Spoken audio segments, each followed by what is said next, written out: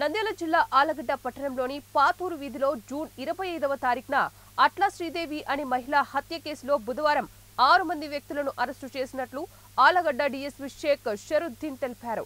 Town స్టేషన్లో media సమావేశంలో ఆయన మాట్లాడుతూ ఆస్తి తగాదాలే ఈ హత్యకు కారణమన్నారు. ఈ కేసులో అట్ల వేణుగోపాల్ రెడ్డి, ఆయన భార్య శిరీష, రాకేష్, దేవేంద్ర కుమార్, శేఖర్ సింగ్, నరేష్ అనే వ్యక్తులు అరెస్టు చేసినట్లు, 2 బైకులు, హత్యలకు ఉపయోగించిన ఆయుధాలను కూడా స్వాధీనం చేసుకున్నట్లు డీఎస్పీ తెలిపారు. ఈ సమావేశంలో CI Ramesh Babu, town SI Venkatareddy పాల్గొన్నారు. హాస్పిటల్లో చేర్చడం జరిగింది. వితిన్ మినిట్స్లో తర్వాత డాక్టర్ గారు పరిశీలించి మృతురాలు శ్రీదేవి గారు చనిపోయినారని డిక్లేర్ చేశారు.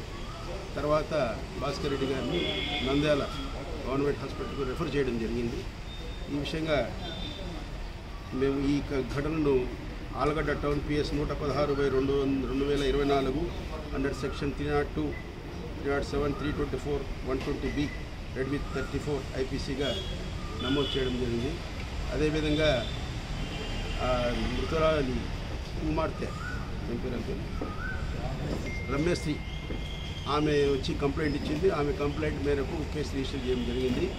ఆమె వేణుగోపాల్ తమ్ముడు అంటే వాళ్ళకు చిన్నాన్న వేణుగోపాల్ రెడ్డి, అతని భార్య శిరీష మీద మరియు సుబ్బారెడ్డి వాళ్ళ కుటుంబ సభ్యులు, అతని ఫ్రెండ్స్ మీద మొత్తం 11 మీద కేసు రిజిస్టర్ జరిగింది.